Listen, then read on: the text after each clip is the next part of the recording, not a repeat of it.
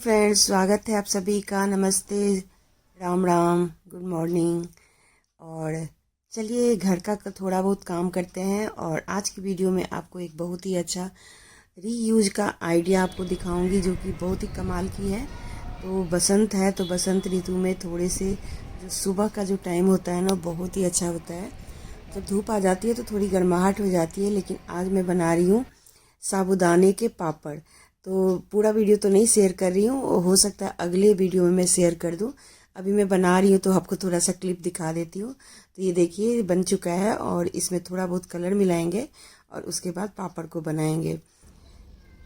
तो जैसे ही सुबह मैं उठती हूँ तो थोड़ा सा बाहर जाती हूँ और ये जो बसंत का मौसम होता है ना, सच में बहुत अच्छा लगता है। तो सुबह मैं थोड़े से पौधों को देख रेख करती हूँ, जो मतलब कुछ पत्तियाँ जैसे सड़ जाती हैं या पानी डालना होता है, उन सबको देखती हूँ कि क्या कुछ ज़रूरत है। तो मैंने देखा कि कुछ पौधों में ना ऊपर से ऐसे कली सी हो जाती है, लेकिन वो बढ़ती नहीं रहती है। तो मैंने ऊपर से कटिंग कर दी। और ये मैंने कहीं देखा था जो अगर पौधे में अगर फल नहीं आ रहे हैं तो ऊपर से हल्की सी जो उसकी सबसे ऊपर वाली छोड़ होती है ना, उस पर अगर आप कटिंग कर देते हैं तो फिर फल आने लगता है। तो ये तो मिर्च का पौधा है, नीचे नींबू था तो उसकी मैंने छटाई करी। और उसके बाद मैं थोड़ी देर बाहर बालकनी में खड़ी रही। तो बालकनी में मेरे पौधे थोड़े से अभी नए नए पत्ते आए हैं तो बहुत ही खूबसूरत लग रहे हैं। ये पता नहीं किस चीज़ का पौधा आया है, अपने आप ही आ गया है। तो ये काफ़ी अभी हरा हरा सा दिख रहा है। और इस गुलमोहर नहीं, ये जो आप पत्ते देख रहे हैं ना, ये पौधा बिल्कुल ही सूख गया था। तो यही कहते हैं कि कमाल की बात होती है, पौधा बिल्कुल ही सूख गया था। और ये मतलब ऐसा लग रहा था कि इसको मैं उखाड़ के फेंक दूं।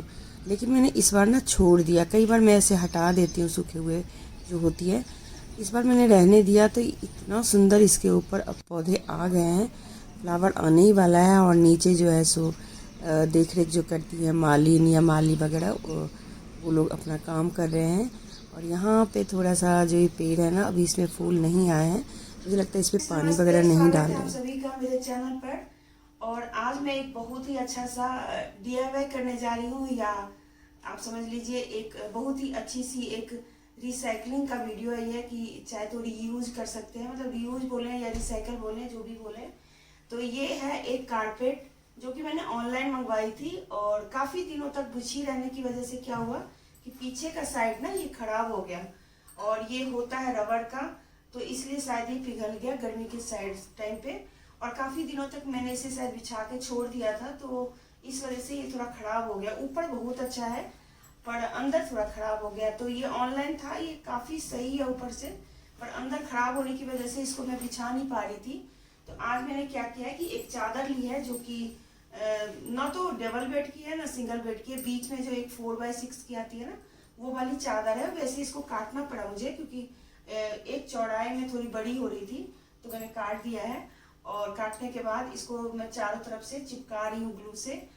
3 तरफ चिपकाने के बाद एक बार देखूंगी कि ये बीच में भी चिपक सकता है तो चिपका दूंगी। अगर आप चाहें तो इसको सुई धागे से भी सिल सकते हैं, पर काफी ये जो कारपेट है वो काफी मोटी है, तो शायद सुई धागा नहीं चलेगा इस पर। पीछे की साइड रबड़ है तो रबड़ पे सुई बिल्कुल नहीं चलेगी। तो मैं इसको चिपकाऊंगी ही, तो थोड़ा टाइम लगेगा, थोड़ी मेहनत लगेगी। तो वीडियो अगर आपको लगे कि हाँ मेरी मेहनत जो मैं आप लोगों के साथ शेयर कर रही हूँ उसमें कहीं पे भी कुछ भी अच्छा लगे, मेरी मेहनत दिखे, तो एक लाइक कर दीजिएगा, वीडियो को शेयर कर दीजिएगा। अच्छा लगे तो जरूर लाइक करके कमेंट करना है और शेयर करना है। और चैनल पे बने रहना है तो प्लीज सब्सक्राइब कर दीजिए, प्लीज सब्सक्राइब कर दीजिए। तो चलिए इसको मैं बनाती हूँ। और मैं शुरू में आप लोगों को बताना भूल गई थी, तो इसलिए मैं अब जाकर के इसको बीच में काम रोक के आप लोगों को बता रही हूँ कि ये बना क्या रही हूँ मैं, क्योंकि मैंने ये तो बताया नहीं कि मैं बनाने क्या जा रही हूँ। तो चलिए इसको पहले मैं 3 तरफ से ग्लू से चिपकाती हूँ। काफी बड़ा काम है ये। और क्या है कि मेरा जो ग्लू है ना उसकी तार काफी छोटी है, तो कहीं पे सेट भी नहीं हो रही है, तो इसलिए मुझे वहां पे जाना पड़ता है कोने में।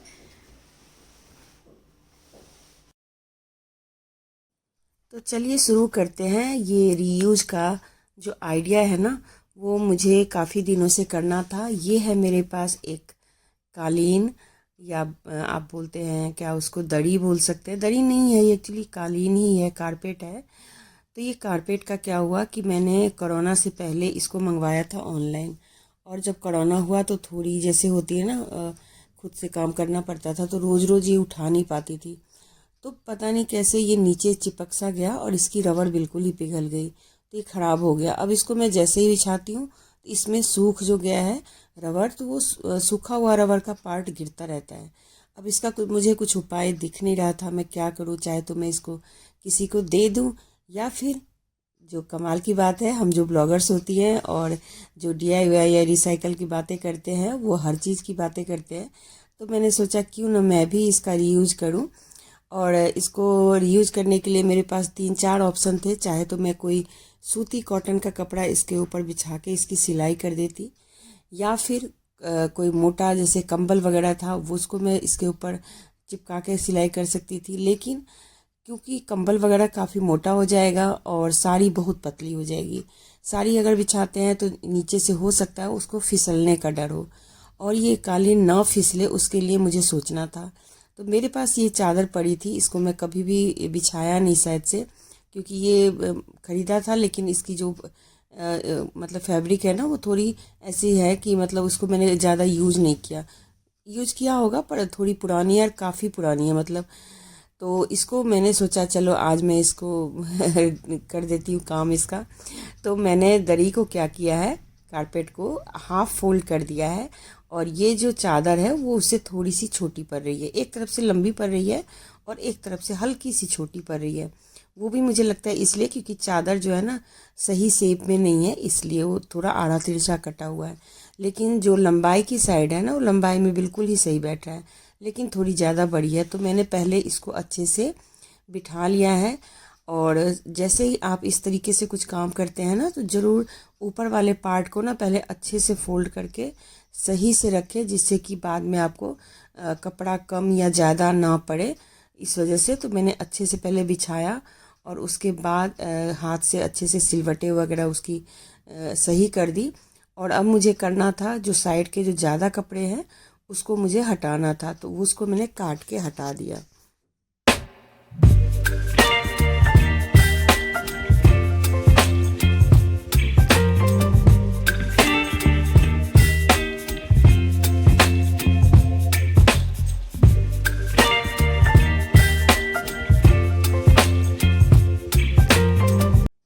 तो अब शुरू होता है इसको चिपकाने का काम। तो सिलाई तो इस पर नहीं हो पाएगी, तो इसलिए मुझे चिपकाना ही सही लगा। और क्योंकि जो चिपकाने के लिए इस पर यूज़ किया जाता है ना, वो ज़्यादातर ग्लू ही यूज़ कर सकते हैं। जो हॉट ग्लू होते हैं ना, वो यूज़ किया जाता है। अगर नॉर्मली अगर आप फेविकोल वगैरह से इसको चिपकाएंगे ना, तो जब आप इसको धोएंगे तो वो निकल सकता है। तो इसलिए हॉट ग्लू से इसको चिपका दीजिए। इससे क्या होगा कि एक तो ये फिसलेगा नहीं, और दूसरा एकदम सही तरीके से चिपक जाएगा। तो जो एक्स्ट्रा कपड़ा था वो मैंने काट के हटा दिया, और बराबर से कोना से पकड़ा, और उसके बाद फिर इसको मैंने चिपकाना शुरू किया। मेहनत का काम था थोड़ा सा, क्योंकि जो कारपेट है वो थोड़ा हैवी है और उसको इधर उधर खिसकाने में बन नहीं रहा था। फिर भी मैं इसको चिपकाने की शुरुआत कर दी, और शुरू में सबसे पहले कोने से मैंने स्टार्ट किया, क्योंकि कोने में अगर एक बार चिपक गया तो कपड़ा ना फिक्स हो जाएगा, और उसके बाद फिर मैं आराम से चारों तरफ चिपका सकती हूँ। तो इस तरीके से मैंने शुरू किया, थोड़ा धीरे धीरे हुआ, क्योंकि ग्लू गर्म हो रहा था, और फिर उसके बाद मैं उसको चिपका रही थी। और हॉट ग्लू का क्या है ना कि एकदम से वो गर्म हो जाता है, एकदम से ठंडा हो जाता है, तो बहुत ध्यान से करना पड़ता है। और इसमें मेरे 4 स्टिक लग गए, 4 नहीं 5 स्टिक लग गए पूरे कारपेट को कवर करने में। तो बस इस तरीके से मैंने शुरू किया, और हो गया 1 घंटे के अंदर सारा काम सही हो गया। तो अब देखिए 3 तरफ से तो मैंने चिपका दिया, और बीच में क्या किया, हाफ फोल्ड कर दिया, तिकोना ट्रायंगल में उसको मोड़ दिया चादर को। और उसके बाद मैंने अंदर से भी इसको 1-2 लेयर मैंने चिपकाने का काम शुरू किया, क्योंकि इस पर सिलाई नहीं हो सकती, इसलिए मुझे ये करना पड़ा। अगर सिलाई हो जाती तो ऊपर से अच्छा सा एक बहुत अच्छा डिजाइन डाल के आप इसके ऊपर सिलाई भी कर सकते हैं, मोटे धागे वाला जो सुई होता है उससे।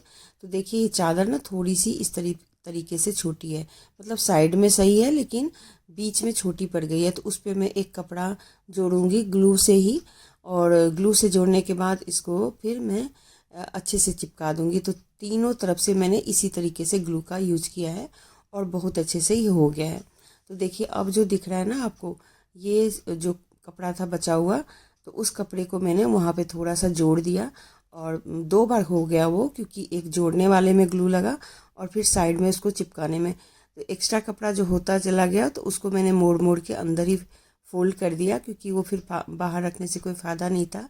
और एकदम किनारे से जोड़ना था है, क्योंकि किनारे से अगर नहीं जोड़ेंगे तो ये हो सकता है आपको मतलब वो सही से नहीं बैठे, तो इसीलिए एकदम किनारे से इसको जोड़ना है। तो ये सबसे लास्ट का था जिसको मैंने काम को ख़त्म कर लिया और इतना अच्छा बन के तैयार हो गया। अब मैं आपको दिखाती हूँ कि ये कैसा बन के तैयार हुआ है। तो कोने पर जो थोड़ा बहुत जो था ना कपड़ा बचा हुआ, उसको मैंने अंदर अच्छे से फोल्ड करके, और देख सकते हैं अंदर भी थोड़ा बहुत ग्लू लगा दिया, जिससे कि बिल्कुल ही खुले ना, और बस ये चिपक गया और ये काम डन हो गया। तो इस तरीके से आप भी, अगर आपके पास दड़ी है या आपके पास कोई ऐसा मतलब ख़राब हो गया कालीन वगैरह, तो आप इस तरीके से चिपका के या सिलाई करके उसको दोबारा से रीयूज़ कर सकते हैं। और ये बहुत अच्छा आइडिया है। अब ये इतना सही हो गया कि अब मैं इसको कम से कम 5 साल तक ज़रूर चला सकती हूँ, क्योंकि अब इसके ऊपर कोई प्रॉब्लम ही नहीं है। इसको अगर मुझे धोना हो तो नॉर्मली नल के नीचे ले जाऊंगी और बस उसको धो दूंगी। तो देखिए कुछ इस तरीके का लग रहा है। ये मेरी वीडियो में आपने कई बार देखा होगा, और लेकिन काफ़ी दिनों से नहीं देखा होगा। मेरे सोफ़े के नीचे रखा हुआ था, तो अभी मैं सोफ़े के नीचे तो रख के नहीं दिखा रही हूँ, बस रूम में ही आपको फैला के दिखा रही हूँ कि देखिए ये कैसा बन के तैयार हुआ है। कैसा लग रहा है आपको? अच्छा लग रहा है ना? मैं थोड़ा सा बैठ भी जाती हूँ, क्योंकि काफ़ी थक गई हूँ बैठ बैठ के, और मैं बहुत ज़्यादा नीचे बैठ नहीं पाती हूँ, तो इसीलिए ये थोड़ा सा मेरे लिए टफ हो जाता है बैठ करके कोई काम करना। तो ये जो काम शुरू किया था वो पूरा हो गया, और देख सकते हैं चारों तरफ से मैंने इसको चिपका दिया है। बीच में नहीं चिपकाया, लेकिन साइड में कोनों कोनों में मैंने थोड़ा थोड़ा सा चिपका दिया, जिससे कि ये दबा रहे। और थोड़ा सा जो ये आपको दिख रहा है झोल, वो झोल नहीं है एक्चुअली, ये ना, ये देखिए यहाँ पे ना जोड़ लगाना पड़ा, थोड़ा सा कम हो रहा था। साइड में ठीक था, लेकिन बीच में थोड़ा सा कम हो गया था, तो इसको मैंने जोड़ के ऐसे कर दिया। तो ऐसे लग रहा है सिलाई ऊपर से, इसको मैं सिलाई नहीं कर सकती क्योंकि काफ़ी मोटा है और रबड़ है, तो मशीन पे नहीं चलेगी ये। तो इस तरीके से आप भी कर सकते हैं। तो आज का काम हो गया है कंप्लीट, और बस इसके बाद इस वीडियो को मैं लास्ट कर रही हूँ। तो ये जो कारपेट है उसका रीयूज करने का तरीका आपको कैसा लगा ज़रूर बताना, क्योंकि मैं ऐसे ऐसे काम करती रहती हूँ। अगर आप लोग को भी अच्छा लगता है तो आप लोग भी कर सकते हैं। और आज तो ना मैं मस्त, बहुत सारे गम मेरे हाथ में लगे हैं, मतलब जलता तो नहीं है, लेकिन थोड़ी देर के लिए बहुत गर्म लगता है। तो गम जो है ना, वो एकदम से कई बार ना पता नहीं चलता, तो ऐसे हम दबाते हैं ना तो लग जाते हैं। चलिए, काम करेंगे तो कुछ ना कुछ तो होता ही रहेगा। और वीडियो अगर अच्छा लगे तो फिर से बोल रही हूँ, प्लीज़ लाइक करके कमेंट कर दीजिए और शेयर कर दीजिए। तो आज का तो ये वर्क मेरा पूरा हो गया। मुझे बहुत खुशी है, क्योंकि काफ़ी दिनों से पड़ा हुआ था और अब ये काम ख़त्म हो गया, तो अब बहुत दिल को तसल्ली मिल रही है। और अगला प्रोजेक्ट अब मैं क्या करूँगी, देखने वाली बात है। तो चलिए एक बार मैं आपको दिखा देती हूँ।